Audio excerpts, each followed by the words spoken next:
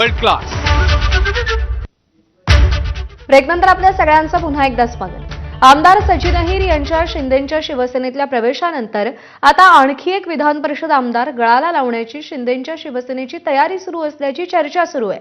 सुनील शिंदे यांना सोबत घेण्याचा प्रयत्न शिंदेंच्या शिवसेनेकडून केला जातोय। सचिन अहिर यांच्याप्रमाणे सुनील शिंदेही निवडून आले तर धनुष्यबाण चिन्हावरती निवडून आल्यामुळे कायदेशीर कारवाईबाबत ठाकरेंना पेच आहे।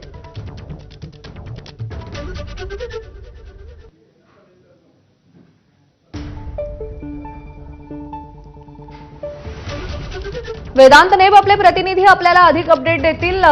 वेदांत, सचिन अहिर यांच्यानंतर आता सुनील शिंदेंना सुद्धा सोबत घेण्याच्या तयारीत असल्याचं पाहायला मिळतंय।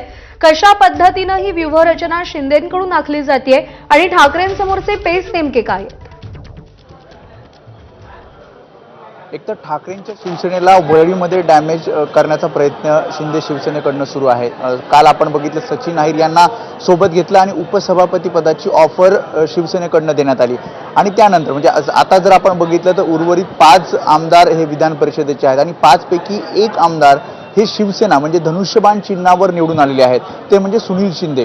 जसं सचिन अहिरांचं होतं, कारण 2022 साली सचिन अहिर विधान परिषदेवर आले आणि ते सुद्धा शिवसेना एकत्रित असताना त्यांचं सुद्धा चिन्ह हे धनुष्यबाण होतं आणि त्यामुळे कायदेशीर पळवाट काढणं किंवा कायदेशीर अडचणीत सचिन अहिर हे अडकू शकत नाहीत असं शिवसेनेचं म्हणणं आहे आणि त्यामुळे अगदी तशाच प्रकारे सुनील शिंदे सुद्धा 2021 साली विधान परिषदेवर आलेले आहेत, ते सुद्धा शिवसेना एकत्रित असताना धनुष्यबाण चिन्हावर निवडून आलेले आहेत आणि त्यामुळे प्रयत्न शिंदे शिवसेनेकडनं जी सूत्रांकडनं माहिती मिळते त्यानुसार सुनील शिंदे आपल्या पक्षात यावे यासाठीचे प्रयत्न केले जात आहेत। आपण बघितलं तर सुनील शिंदे हे आधी वरळी विधानसभा मतदारसंघाचे आमदार होते, त्यानंतर विधान परिषदेवर ठाकरेंच्या शिवसेनेकडनं त्यांना संधी मिळाली आणि त्यांचा कार्यकाळ हा 2027 पर्यंत म्हणजे पुढच्या वर्षी संपत आहे आणि त्यामुळेच जी काही ऑफर सुनील शिंदेंना दिली जाते असं कळतं की पुन्हा एकदा त्यांना आमदारकीची संधी मिळेल आणि त्या दृष्टिकोनातून सुद्धा शिंदे शिवसेनेच्या काही नेत्यांनी त्यांना संपर्क साधल्याचं कळतं आणि या 5 पैकी एकच आमदार म्हणजे आता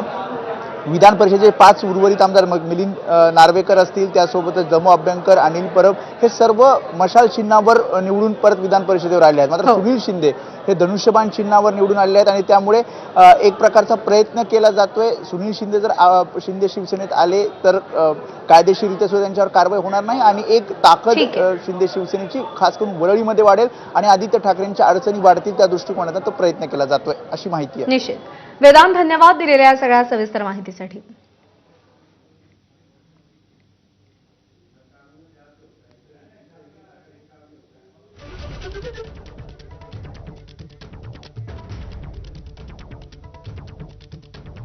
आणि यानंतर आपण थेट जाऊयात वसंतराव नाईक यांच्या जयंतीनिमित्त मुख्यमंत्री देवेंद्र फडणवीस त्यांना अभिवादन करतात।